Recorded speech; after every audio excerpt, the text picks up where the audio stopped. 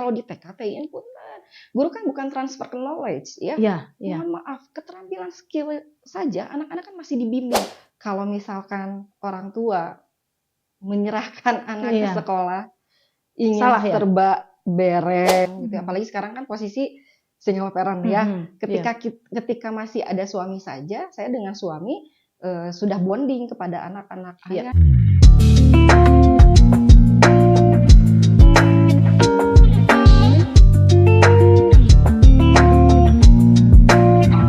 Bismillahirrahmanirrahim. Assalamualaikum warahmatullahi wabarakatuh. Halo, apa kabar semuanya?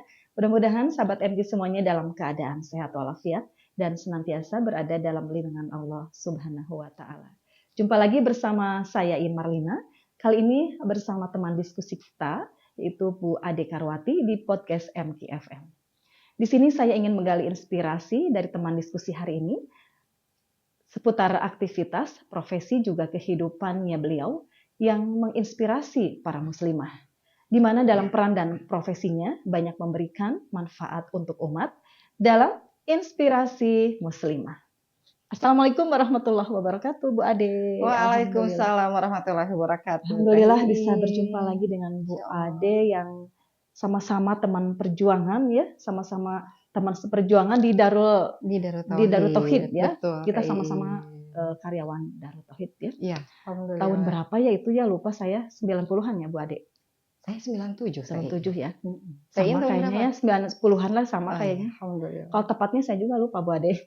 Tapi kita sama-sama berjuang lah dulu ya, menjadi santri karya Darul Tauhid. Alhamdulillah ya. Sekarang tiba-tiba entah berapa puluh tahun kita bertemu, Masya Allah berada di sini dan Bu Ade sekarang sudah menjadi guru, bukan guru lagi loh, sekarang menjadi kepala sekolah TK Darul Tauhid. Masya Allah, kita akan gali nih Bu Ade perjuangannya bagaimana sebagai kepala sekolah di TK Darul Tauhid, dan Bu Ade juga sebagai single parent ya Bu Ade ya. Insya Allah nanti ada cerita-cerita yang menarik yang akan kita gali di sini. Iya. Bu Ade sekarang putra berapa Bu Ade? Putra 3. Putra putri ya, itu 3. Masya Allah, sudah 3 sama dengan saya. Alhamdulillah. Yang pertama Bu Ade. Yang pertama namanya Raisa Izatul Maryam, sekarang kelas 3 SMA. 3 SMA. Iya, kemudian yang kedua Muhammad Hairul Azam, kelas 6 Ikhwan di ya? SD Darul Tauhid. Masya Allah. Dan yang terakhir Alimah Humairah Hikmatunisa, kelas 4 SD Darul Tauhid. Panggilnya apa, Nisa? Nisa aja biar lebih simpel. Jadi ahwat, ikhwan, ahwat. Masya Allah. Iya. Kalau saya ahwat, ikhwan. Masya Allah. Tapi ada ikhwannya ya di akhir ya. Insya Allah. Jadi cuma satu ikhwannya. Bu Ade juga sama satu. Sama satu. Betul. Alhamdulillah Bu Ade ya. Itu putra putri Bu Ade itu kan, jadi saya tahu. Udah dulu mah Bu Ade belum 3 ya Bu Ade ya. Belum. Kita sama-sama masih gadis loh. Masih gadis, 1 juga belum. Ya. Alhamdulillah nih Bu Ade. Iya. Terus Bu Ade profesinya kan kepala sekolah TK. Emang backgroundnya kan Bu Ade itu dari FISIP Unpad. Iya. Betul nggak? Betul. TII. Tiba-tiba Bu Ade menjadi kepala sekolah TK Darul Tauhid. Nah, kenapa bisa menyeberang Jalan ke dunia pendidikan? Iya, sebetulnya tidak menyeberang TII.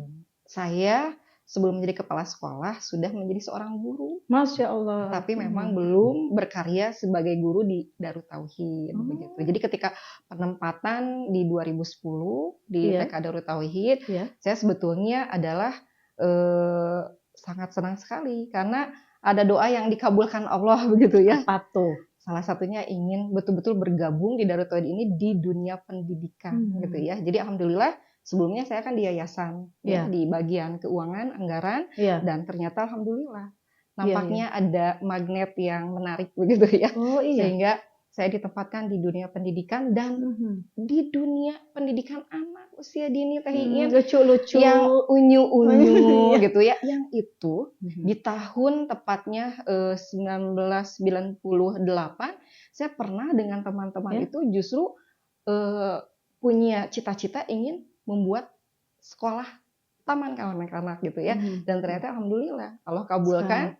Justru di 2010 saya ditempatkan di TK Darul Tauhid begitu seperti itu. Masya Allah. Jadi itu adalah bagian dari doa Bu Ade untuk menjadi seorang pendidik. Padahal dulu waktu saya pertama kali kenal dengan Bu Ade di Darut Tauhid kan memang bukan dari pendidikan Dari ya, pendidikan. dari yayasan keuangan. Betul. Iya.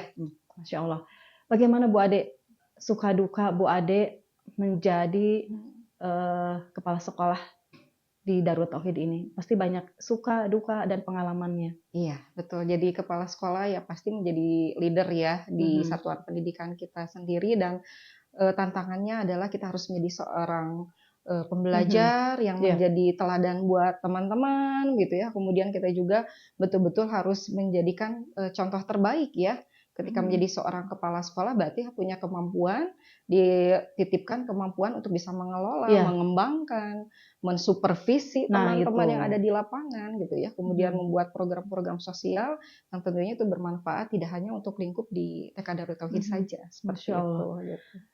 Dan saya dengar Bu Ade juga ada penghargaan nih, punya banyak penghargaan dari dunia pendidikan. Betul tidak Bu Ade? Bisa disebutkan apa saja penghargaan Kalau banyak yang bisa mungkin didapatkan?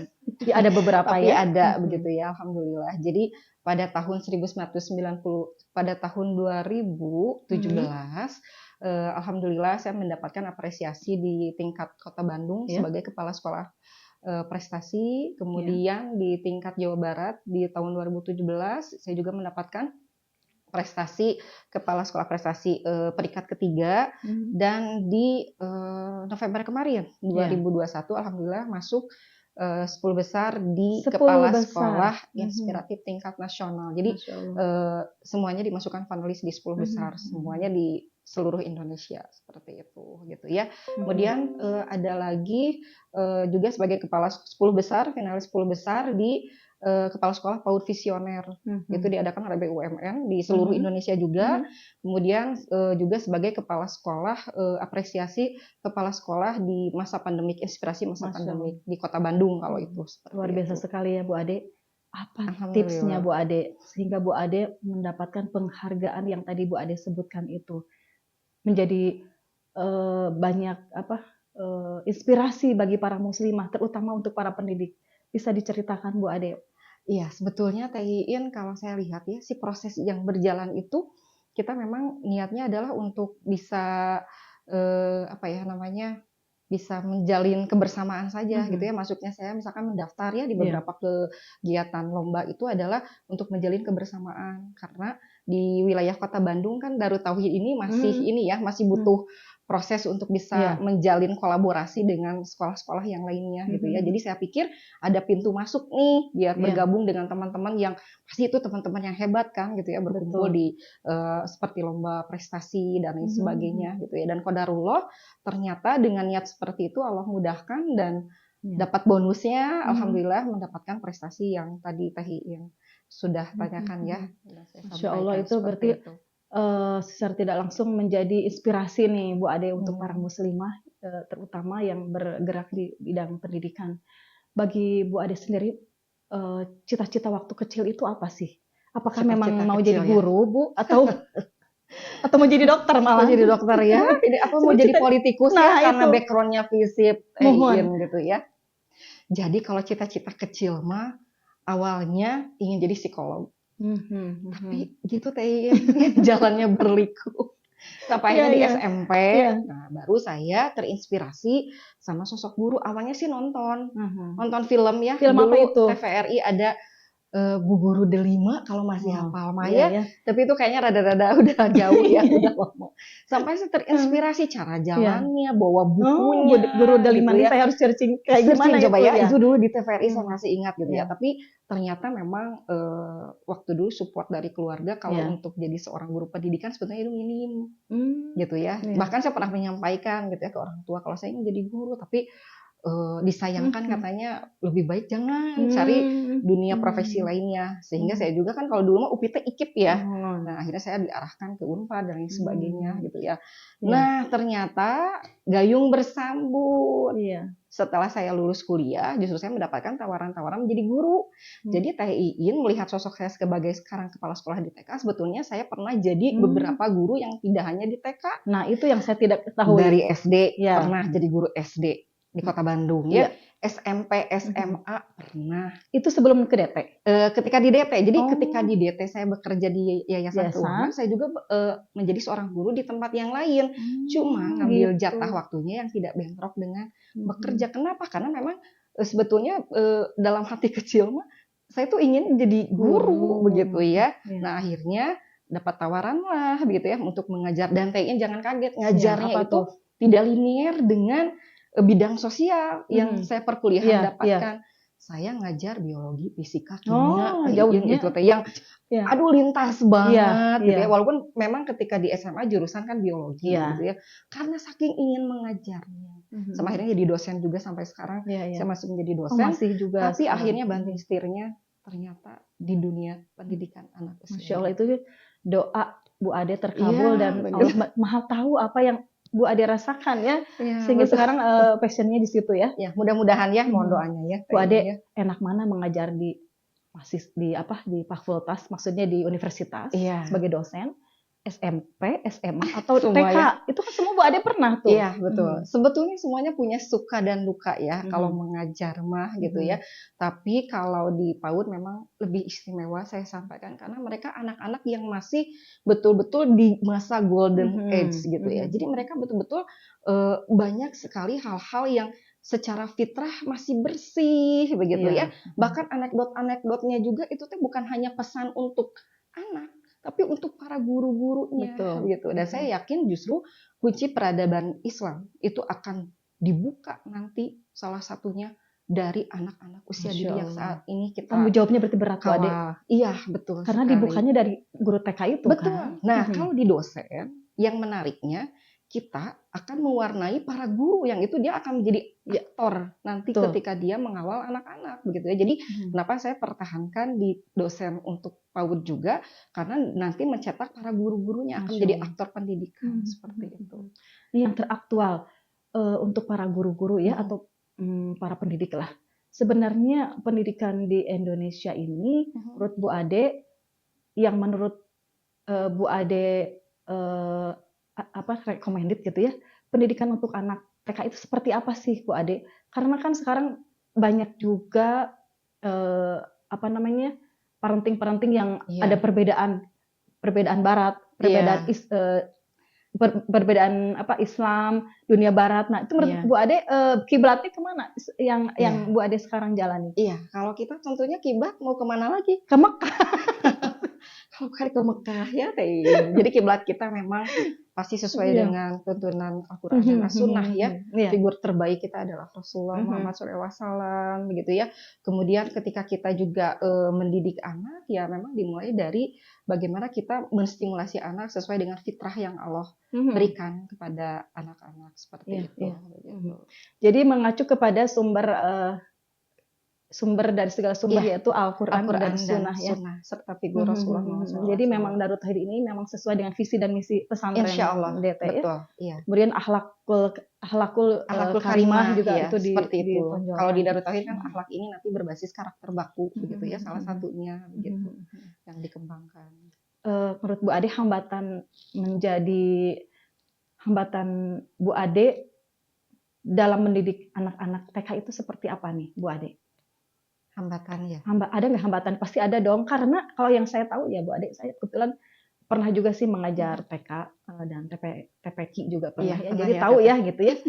Lebih kalau menurut saya Bu, nggak tahu Bu Ade, lebih sulit mengorganisasikan anak-anak TK gitu daripada SD SMP mah masih bisa diarahkan. Kalau TK betul. Maksudnya sabarnya itu harus yang lebih ekstra gitu ya Bu.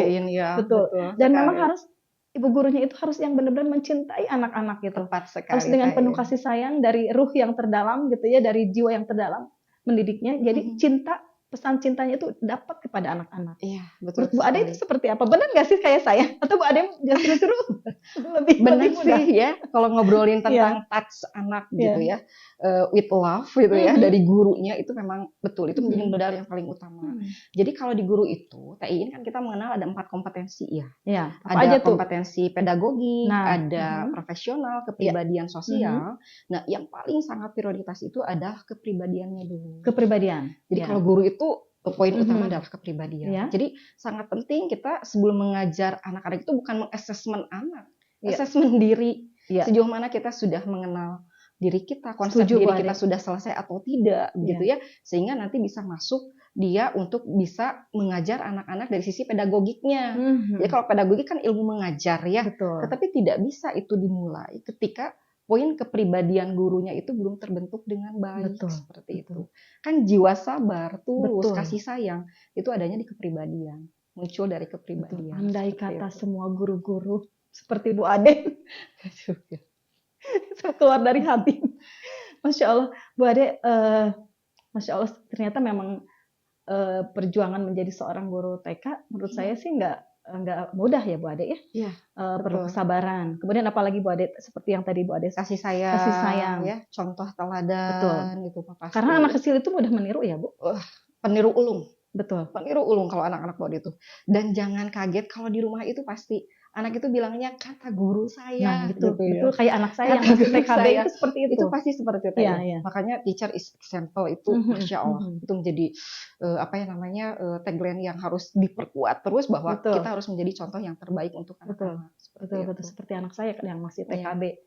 Kalau bilangin kata ibu guru, nurut Bu. Langsung ya, dia ngikutin gitu ya. Kata bu guru tadi, hayo apa? Harus belajar makan sambil duduk. Kalau kata mamahnya mah rada rese Bu. Kalau kata bu guru langsung disebut kata bu guru. Halo, kata bu guru itu kenapa bisa seperti itu ya Bu? Ya karena memang anak usia dini itu kan dia ya dengan fitrahnya gitu ya. Kemudian dia bisa melihat ketulusan seorang guru ketika mendampingi anak-anak. Dan kalau di TK-TIN pun guru kan bukan transfer knowledge ya. Mohon maaf, keterampilan skill saja anak-anak kan masih dibimbing. Betul. Lagi misalkan kita lagi bermain sambil belajar, tiba-tiba guru aku pengen fit. Nah, coba itu. Atau yang pengen lagi ya gitu ya, bukan hanya pipis aja gitu ya. Bu guru, baju aku basah. Coba. Wah, itu luar biasa. Bu guru ceboki. Itu mah ya, disebutnya jackpot kalau di kita itu udah dapat jackpotnya hari ini gitu ya. Jadi itu kan rezeki. Kalau enggak ketulusan, kesabaran, keikhlasan, mungkin itu tidak akan dapat. Dan anak bisa merasakan ketika si guru mendampingi tulus, gitu anak dengan tulus, itu kena ke hati. Beda dengan guru beda. Dia melakukan ya, dia melakukan, dia membimbing, menuntun anak, tapi anak akan terasa. Betul. Ini guru tulus apa enggak, ikhlas enggak gitu ya. Makanya Masya Allah di situ kekuatan anak-anak usia dini itu dia sangat sensitif berbicara tentang the power of touch, khususnya yang itu sumbernya dari hati seperti itu. Nah, ini banyak para muslimah yang bercita-cita ingin menjadi pendidik. Masya Modal Allah, sebenarnya mudah-mudahan nih. Modal apa sih Bu untuk para para muslimah ini yang ingin menjadi seorang pendidik? Modalnya apa? Modalnya atau cuma modal pengen aja gitu? Enggak, harus keluar dari hati nurani yang paling dalam. Saya kan biasanya berhadapan juga dengan para mahasiswi ya, yang dia background dari PAUD gitu ya. Tapi ternyata TIN di lapangan, setelah saya tanya, tidak semua mahasiswi yang dia melanjutkan pendidikannya di PAUD kemudian dia menjadi guru, yang itu diawali dari dirinya, dasar hatinya memang ingin menjadi seorang guru. Ada saja yang motivasi lainnya mungkin dari orang tua atau ikut-ikut teman atau lagi tren lagi tren nih kayaknya kalau di luar negeri kan sekolah anak PAUD itu kan sesuatu yang luar biasa gitu ya, dan lain sebagainya. Itu ada di lapangan juga seperti itu.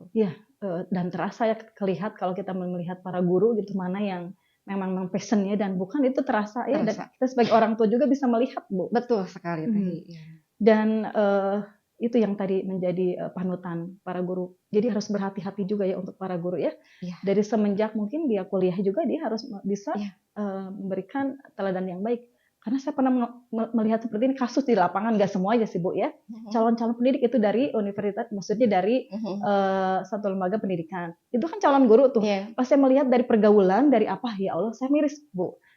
Ini calon pendidik cuma dari segi pergaulan, dari hal yang lain juga ya, dari adab, dari akhlak, jauh dari yang mencerminkan dari seorang pendidik. Nah, saya di situ berpikir, ya Allah, kalau memang sampai menjadi guru, bagaimana anak-anak kita gitu seperti itu. Jadi memang itu harus ditanamkan dari semenjak mahasiswa seperti itu ya. Saya sebetulnya baru tadi pagi saya menitipkan langsung salah seorang dosen, bahkan sudah profesor. Kebetulan tadi ada kegiatan PPL mahasiswi PPL, yang ya. diserah terimakan ke TK Darut Tauhid. Saya ketemu Iya. langsung profesor karena beliau dosen pembimbingnya gitu ya. Satu the point nih, TI. Bapak saya titipkan, Iya. kami tidak membutuh hanya kecerdasan Iya. aspek kognitif untuk seorang guru dengan poin-poin yang Betul. banyak gitu ya. Tapi ada satu hal yang paling itu secara pondasi harus dimiliki oleh para seorang mahasiswi yang nanti akan ke lapangan menjadi seorang guru. Betul. Adalah dari tadi kompetensi kepribadiannya. Iya, setuju. Upayakan selesai konsep dirinya ketika dia nanti mau menjadi seorang guru. Setuju Pak Ade, setuju banget ya. Dan itu penting sekali. Dan itu juga kan semacam membawa nama baik satu pendidik atau universitas tertentu, misalkan lembaga tertentu. Kalau kita melihat ini lembaga ini calon-calonnya akhlaknya bagus gitu kan, mahasiswa memang terjaga gitu ya, betul. Pergaulannya dan sebagainya, itu kita juga sebagai orang tua rada reus, kalau bahasa Sunda rada reus. Alhamdulillah ya, ini calon-calon pendidik yang memang kita percaya gitu. Tapi ya itu tadi ya, banyak Bu Ade, saya tidak usah menyebutkan satu-satu ya. Betul, tapi karena memang di rumah saya juga suka ada pelatihan seperti calon pendidik. Jadi saya melihat bukan Masya Allah, Subhanallah ya. Ini calon pendidik kita seperti itu. Tapi ya mungkin itu memang kata Bu Ade tadi harus ada masukan kurikulum untuk masuk di kompetensi itu ya, kepribadiannya begitu ya. Kalau Bu Ade menerima calon pendidik juga sama kan, pasti akan ada semacam komitmen wawancara. Kemudian kita juga menggali ya, mengakses ya guru ini apakah dengan konsep diri tadinya dia sudah selesai, sehingga nanti ketika dia bisa berbaur dengan anak-anak di kelas ataupun di tempat lain, itu sudah nyaman. Tapi ada satu poin lagi yang penting ya Tai. Menjadi seorang guru pendidik itu tidak ada dikotomi kepribadian ya. Ganda berkepribadian ganda, artinya begini, kepribadian ganda itu dia sayang kepada anak, dia pribadi yang simpatik, tetapi ketika dia berinteraksi dengan lingkungan sekitar, apakah dengan timnya atau di rumahnya dengan orang tuanya gitu ya, sayang, tulus, sabar itu kok tidak ada gitu, tidak dimiliki oleh atau dia. Berbeda. Nah, makanya saya juga sampaikan, Bu Guru mohon maaf, di sini kita tidak ada dikotomi gitu ya. Ketika kita di sini sebagai figur yang sayang kepada anak, tumbuh ketulusan, keikhlasan, kesabaran, atau pribadi yang menyenangkan, itu pasti kita juga akan menyebarkan poin-poin itu di tempat yang lain. Jadi tidak ada dikotomi gitu. Kalau dikotomi kan jadinya dia hanya sebagai artis di kelas. Betul. Sesudah itu selesai. Seperti itu. Iya, karena kan dia di luar juga pasti dilihat oleh anak didiknya kan. Seperti itu. Bu Ade, tadi kita menceritakan tentang dunia pendidikan ya. Di mana itu juga adalah sebuah dakwah untuk pencetus-pencetus atau generasi yang akan muncul menjadi generasi muda. Tantangan terberat atau terbesar bagi Bu Ade sebagai pendidik itu apa? Tantangannya adalah value orang tua.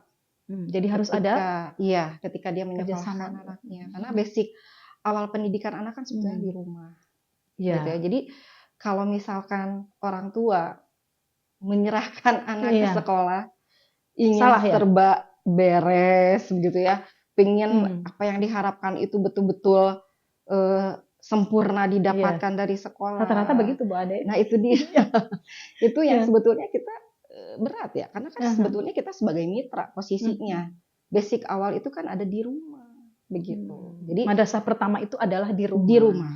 Sehingga bukan di sekolah. Bukan di sekolah. Sehingga kenapa keterlibatan kemitraan orang tua dalam bentuk parenting gitu ya, parent coaching. Kalau di Darut Tauhid di TKDT ada sekolah ibu bahkan gitu ya. Itu sangat penting karena untuk menyamakan value atau visi misi ya. Visi misi itu bukan hanya di lembaga TK saja, tapi kan visi di rumah gitu ya. Apakah ini sudah sama dengan yang diharapkan di sekolah dan sebagainya. Betul. Iya. Kebanyakan memang seperti itu ya. Kita menyerahkan kepada sekolah agar semuanya beres. Nah, ibu di rumah mah udah aja aman gitu ya. Iya.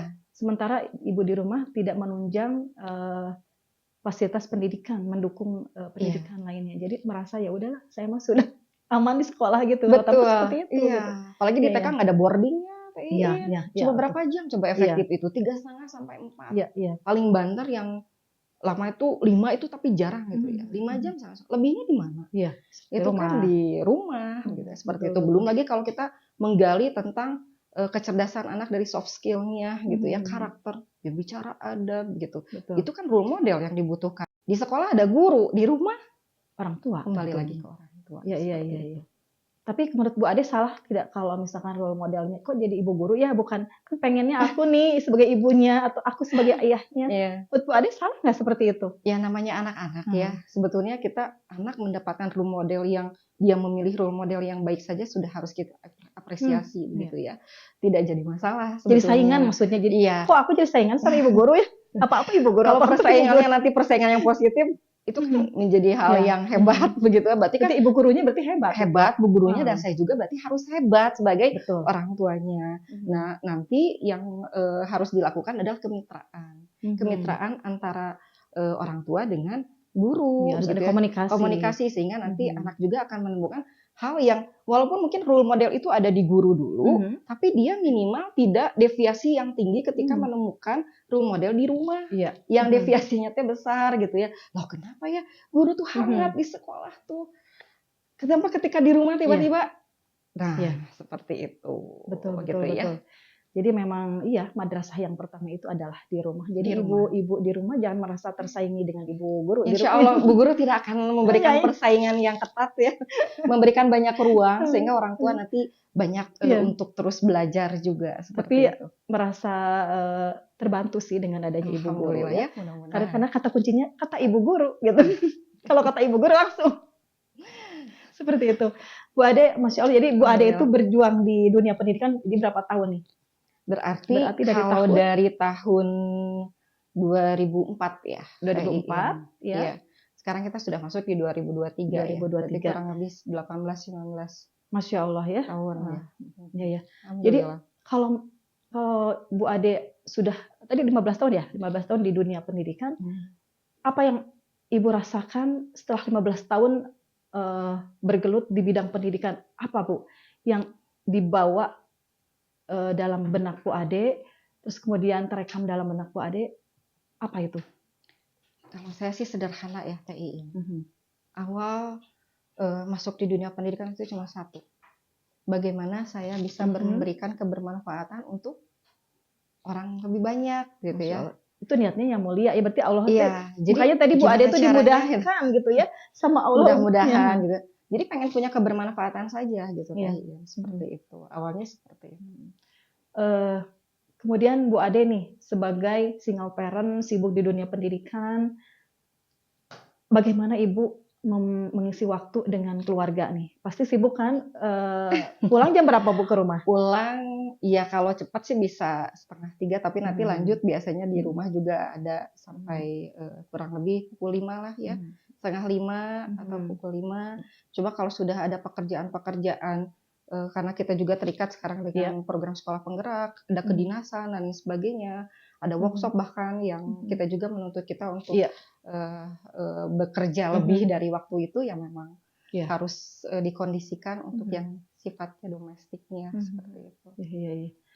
Terus anak-anak nggak protes Bu? Mama bilangnya apa sih? Bunda sibuk terus setiap hari gitu nggak? Atau sudah terbiasa dari kecil ditinggal? Ya alhamdulillah ya. Jadi kalau saya termasuk yang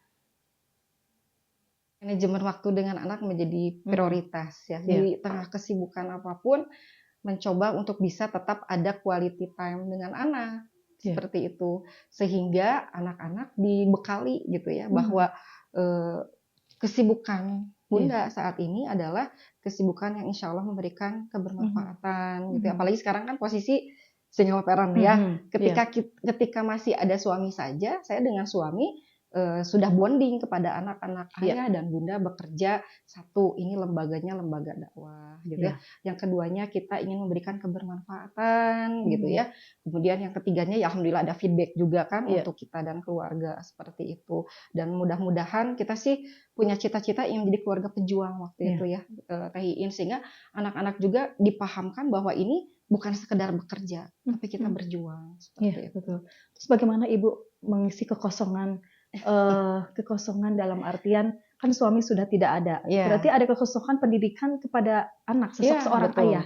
Berarti Bu Ade itu ada dua tanggung jawab sebagai ayah dan ibu. Dan ibu, Nah, betul. mengisi kekosongan sosok ayah itu seperti apa, Ibu? Iya, ini menjadi tantangan ya, Teh Mhm. Iin. Memang sudah hampir masuk 3 tahun saya kehilangan Suami. suami, otomatis ini figur ayah untuk Iya. anak-anak Mhm. hilang juga gitu ya. Iya. Tapi banyak hal yang ternyata Allah sudah siapkan sebelumnya gitu. Apa Teh itu? Iin. Salah satunya adalah ketika saya masuk di dunia pendidikan anak, Iya. saya sebetulnya otomatis mempelajari dan termasuk salah satu praktisi juga Iya. dalam hal parenting begitu ya. Sehingga saya Masya masih Allah. ingat dulu ketika suami menyampaikan, Teteh bersiap ya nanti mendampingi anak-anak itu sesuai dengan ilmu yang sudah didapatkan gitu. Jadi ada materi-materi yang tidak lagi hanya sekedar materi saja, tapi implementasi yang itu harus saya kawal untuk anak-anak, menjadikan figur kekosongan ayah itu harus saya isi. Betul. Kapan saya menjadi seorang ibu posisinya dan kapan saya harus menjadi seorang ayah. Iya. Nah sekarang itu saya lakukan seperti itu. Masya Allah. Ya.